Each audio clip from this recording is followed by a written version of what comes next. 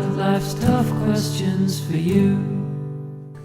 Hey listeners, I'm Australia Guy, and this is Life's Tough Questions, the show where we think about what produce item could best injure someone in a brawl.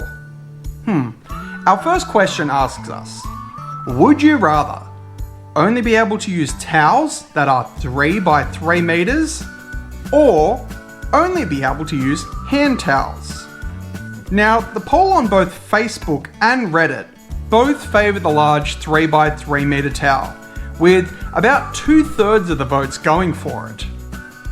On Facebook, Libby likes the idea of a large towel, but doesn't like the thought of wrapping her hair with 3 by 3 meter. And over on Reddit, Andy Damson says that they would use several hand towels, which is a good solution to drying your whole body. I mean, people use multiple or separate towels sometimes for their hair and their body, so why not multiple towels in general? 4 says hi, seems excited about wearing a towel cloak, which 3 by 3 meters would be a pretty large cloak. You'd be like one of the hobbits in their cloaks in Lord of the Rings. Nick Plays Games thinks you could use the towel as a blanket too. However, I think after use, the dampness of the towel might make this not as enjoyable as it may sound. And we have Melody Smith 1234 says, I'm American and stupid. Is 3 meters large? And yes, 3 meters is large. It's about the size of, I guess, like a Mini Cooper. So yeah, try wrapping a Mini Cooper around your body. Not that easy. Now for me personally, Yup the Gups comment has really brought back memories of living in South Korea. His comment says, fun fact, Koreans only exclusively use hand towel sized towels, even for showers. Source, am Korean. Now I was used my large beach towel type towels before I visited South Korea, and I was very shocked to find that the common towel across the country were these half size or smaller ones, and they were barely enough to wrap around your waist, they were short. However, they were extremely absorbent. So even though I had half my usual towel, I found it was easily enough to dry my whole body. And that included, I'm also a really big fan of the drip dry. So I'm not overly fussed about not being 100% dry when I exit out of the bathroom. I can, however, see some issues if you're someone that likes to kind of wrap your body or your hair up in a towel, and a hand towel doesn't really cover up very much. But on the other hand, 3 meters is way too big to be dragging around, especially if you're dragging it from your head. Not to mention drying the damn thing would be a nightmare. I mean, I've lived in a few apartments in my life, and the one thing that's kind of really bothered me about living in an apartment was hanging my washing. Not so much the small items, but blankets and sheets. They needed some space and something to hang them on. So I have no idea where or how I would hang a 3 by 3 meter towel in my apartment. Heck, you know what? I don't even think a 3 by 3 meter towel would fit in my washing machine. Yeah, I'm definitely gonna lock in the small hand towels on this one. What would you guys choose? Comment below. Alright, so our next question is, would you rather have world-class drawing skills or writing skills? Now, this was a post by Ultimate Discord Mod, and the poll was very close, with 925 voting for drawing and 902 voting for writing. Dr. Nightsweat has started a conversation about pay rates and the likelihood of making money from being an artist or a writer, and Mutant Llama says that he could write a really good description of what he wants them to draw. Trying to find a way around it there, I like it. And Gear Axe 13 Saints says that would like some writing skills to help with college essays. I suppose that's a positive spin, yeah, something helpful.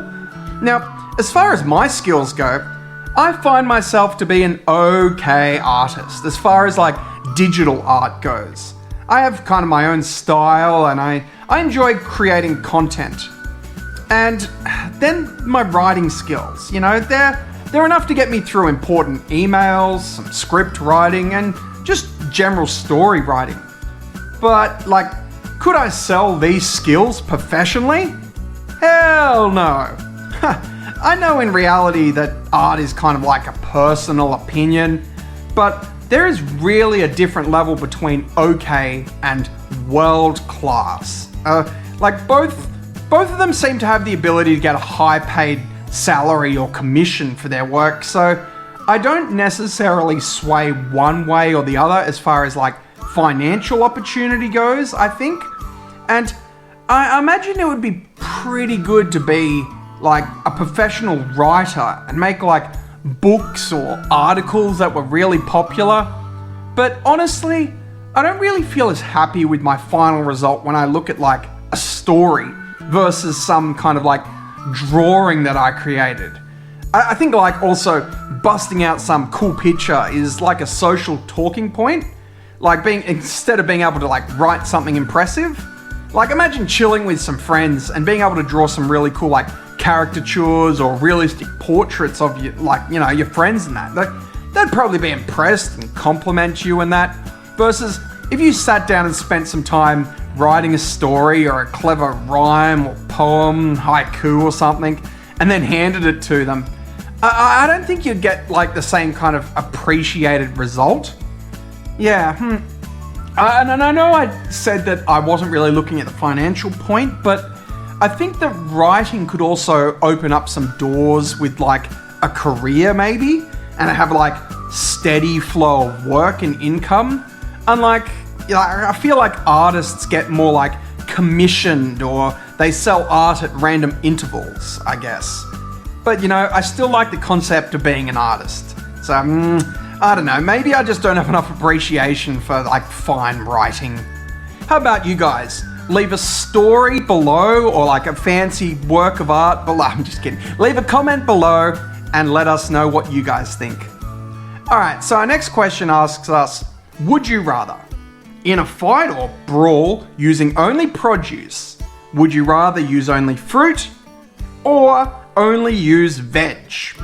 And this was a close poll on both Reddit and Facebook, with fruit coming up trumps on both. I wasn't on Team Fruit. Anyway, on Facebook, Matt has summed up his answer with a GIF animation of a woman getting smashed in the face with a watermelon. And, it's a great weapon, the watermelon, but as the GIF shows, it's most effective when used with a mechanism to launch it. Unless you're really jacked and can throw watermelon at a distance, you're gonna need something to lob it. Daniel says that a well-placed durian is more effective than a landmine. Which, yes, they are truly an epic weapon. I will go into them more later. Libby likes Team Veg, it seems. It's for the sweet potato, it seems that it's swaying her, which I'm totally on board with. I have some good reasons behind that too. Again, I'll point out a little later. They are a great weapon for hitting and throwing. Now, over on Reddit, we have Matan Bai has started a fruit thread of people loving things like watermelon, pumpkin, zucchini, pineapple, and coconuts, which they're all fantastic weapons for Team Fruit. And like how Galaxy Llama points out that all these tough fruits that could be used too. Or there's also Weddell Seal and Significant Salad. They're on Team Fruit and they support the durian all the way. And Marlboro Hunted says that Team Fruit get cacti.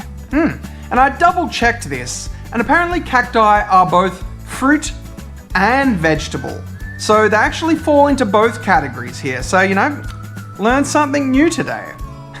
Anyway, now I work in the produce department in a supermarket. And I've spent much of my time thinking that if there was kind of a riot or zombies or some person attacking, what would be the best way to defend myself with what's around me? So this question's very close to heart for me. Now, when I think about general size of weapons, one immediately looks at the watermelon, which, yeah, it's a devastating weapon. But it's, as I said, it's too bulky to use without some mechanism like a catapult. Apples and oranges, they're easy to throw. But I think you've got vegetables like potatoes that are pretty much the equivalent, and they're more solid. Now, a coconut or a pineapple would be a pretty good weapon for the fruit team. They're like solid, good shape, easy to handle, although they're still a little larger than the average throwing size. But, that'd still work. And, of course, the ultimate weapon for fruit team is the durian. It's a spiked, smelly mass of death that creates both physical and chemical warfare. I mean, these things would do massive damage as they're essentially like small blades attached to a rock. However, once again, they're also not the easiest things to handle. Unless you had it like in a bag that you could swing around like a Morningstar flail, I suppose. Also, much like the watermelon, unless you're a tank, you need the enemy to be quite close to like lob a durian or club someone with it. Which brings me to Team Veg. Now, as mentioned, I'm a fan of the potato being a solid throwing weapon. They don't bruise or burst easily like apples, and I think a solid sweet potato is on par with like a solid butternut pumpkin or squash, which I suppose would be on the fruit team as technically it is one. I don't know, that may cause some arguments. I don't know if I'll get into that. But anyway, you could also club people with a large sweet potato or radish or lotus root. Like, they're really like hard things to hit with. And they make pretty good throwing items or clubbing items. Not to mention that if the sweet potato was still on its vine root, you would have a pretty devastating whip or Morningstar weapon. You'd be like the Witch King in Lord of the Rings, like whoosh. Then there is somewhat of a secret weapon. Now, this one I don't think many people have thought about, but working in produce, I see them every day, and I sometimes think about their destructive power. Now, the vegetable I speak of is the humble fennel. Now, the fennel itself is not so bad, it's just like a solid bulb, much like an apple. But the stem is where it's at. Now, most fennel are sold with their stems still attached, and those stems can be as soft as a blade of grass, or they could be as solid as a piece of bamboo. I kid you not, I have drawn blood by accidentally brushing against one of these bad boys.